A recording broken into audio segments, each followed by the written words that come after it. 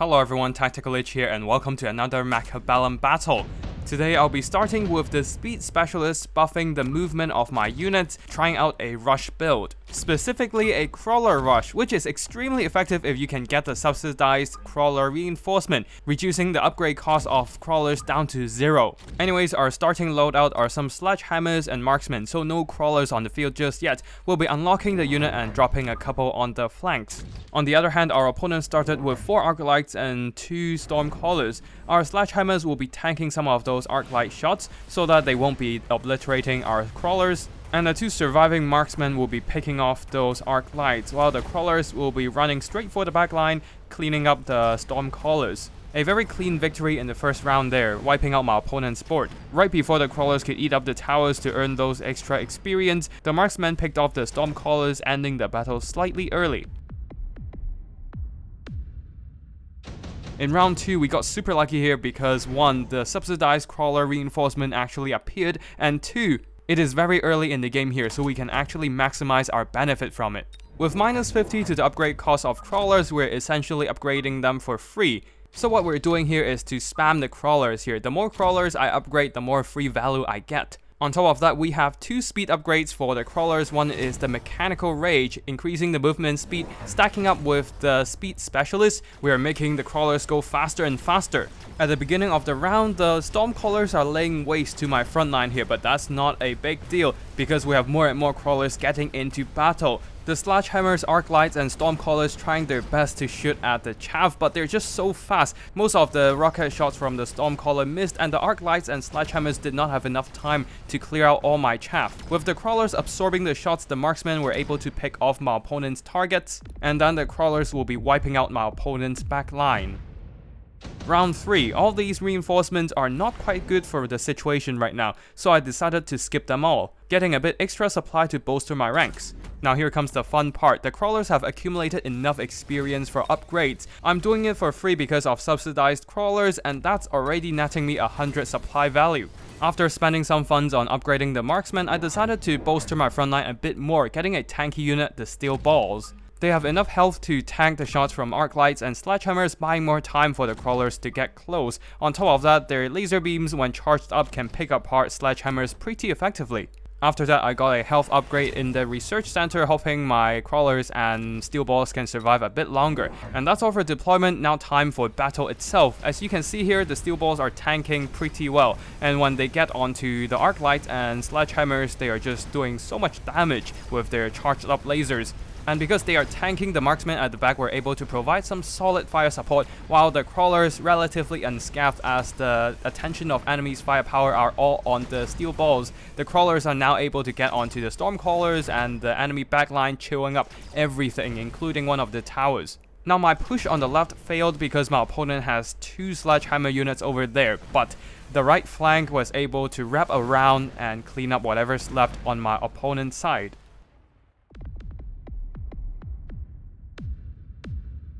Round 4, we're getting really lucky here because we're getting intensive training, an ability that can fully top up the XP of a unit of your choice. You know what it's good for? To synergize with the subsidized crawlers. Now I can immediately upgrade a crawler for free regardless of their experience level. But before that, let us spend some of our supplies first. We'll be adding the Subterranean Blitz tag to the crawlers, not only increasing its speed even further, but also reducing incoming damage by 70% as long as it is burrowing into the ground. And then the magic happens. After upgrading a crawler to level 2, we're immediately upgrading it to level 3 because, well, we can. Instantly topping up the experience with the intensive training and then upgrading it for free with the subsidized crawler. The rest of the supplies will be spent on marksmen, upgrading one of them and buying additional 2 because my opponent's frontline are basically just tanks, perfect to be sniped out by the long-range snipers. After adjusting the unit's position, it is time to end deployment. In this round, my opponent actually selected the Elite Fang reinforcement, allowing him to immediately recruit level 3 Fangs. And on top of that, they paid another 50 supply to recruit a 3rd unit. This actually countered my crawlers because the crawlers were stuck trying to fight through the Fangs. This bought enough time for my opponent to clean up my crawlers, and in the end my front line is obliterated, exposing my marksmen, which are at the mercy of the long-range Stormcaller bombardment. My opponent's push on the left is especially successful, knocking out a tower, and the debuffed marksman will be shut down as well.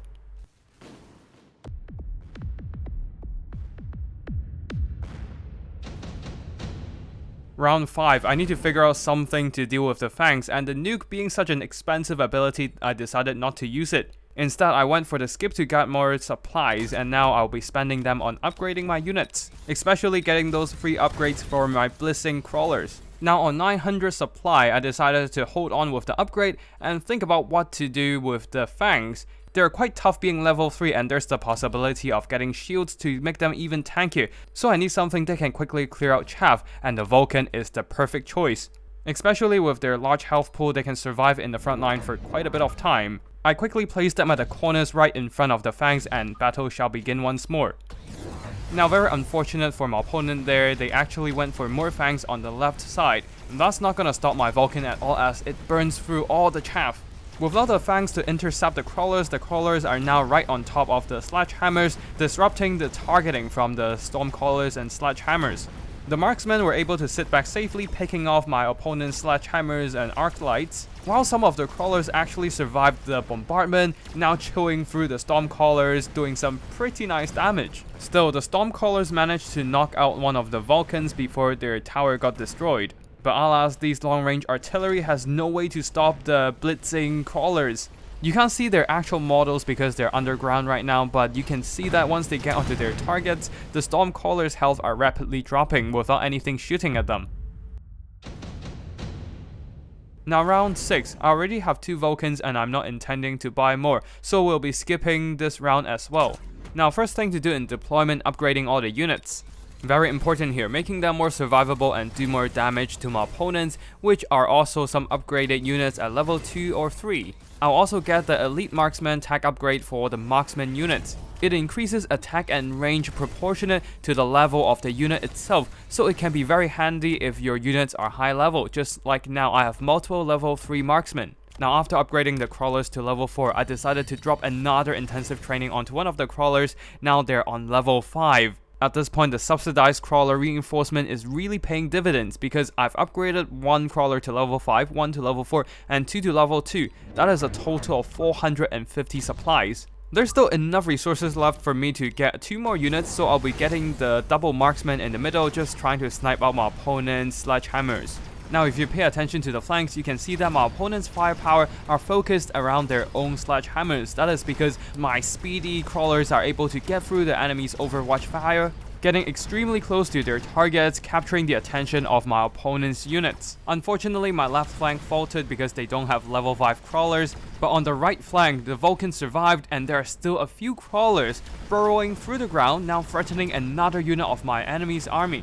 The stormcrawlers try to shoot them, but there is still 1 unit model surviving in there. That faint moving line between the towers showing their presence. Anyways, right now is the showtime for the marksmen here, picking off the tower and then one after the other the stormcrawlers as well. Especially with the tower being destroyed, the stormcrawlers are receiving a massive damage debuff, so the marksman was able to survive multiple volleys. Though of course, once the debuff wears off, the stormcrawlers will be avenging their fallen brethren, and now it is time for the level 3 marksman to finish the job.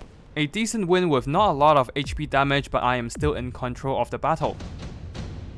Now round 7.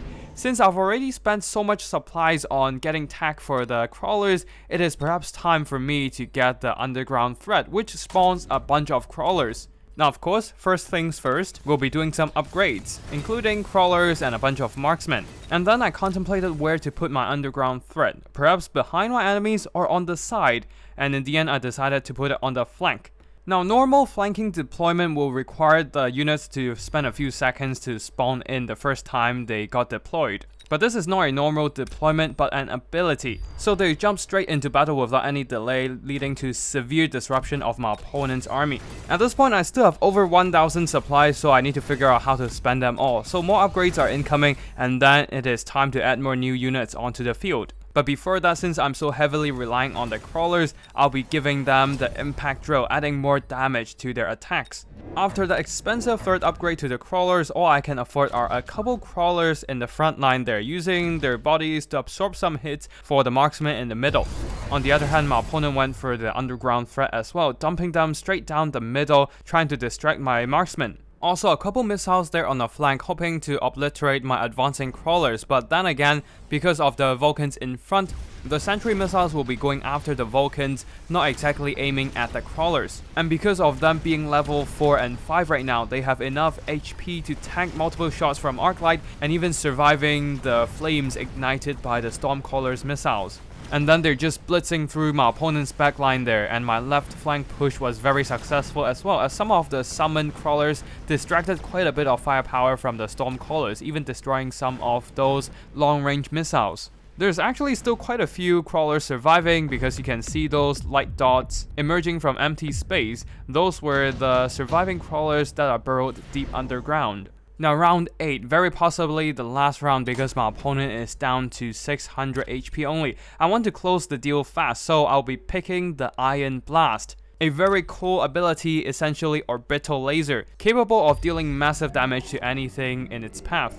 I'm dropping them right in front of the Stormcallers, making the goal to wipe them out with the orbital laser. And then of course it's upgrading time. This time we even have enough experience to get 2 crawlers to level 6. This is actually the first time I got any unit to level 6, and I thought you couldn't upgrade them anymore after you hit level 5. So now we have some crawlers with ridiculous tankiness and damage. Technically I can get them to level 7, but I don't want to put all eggs in one basket and instead use the intensive training somewhere else. So instead I'll be dropping a few crawlers on the side there to distract my opponent's Stormcallers, which has proven to be quite effective last battle. Now the flanks are set and I still have that one intensive training ability available. I'll be dropping it on top of the Vulcan, which is freshly upgraded to level 3. Now they will be level 4.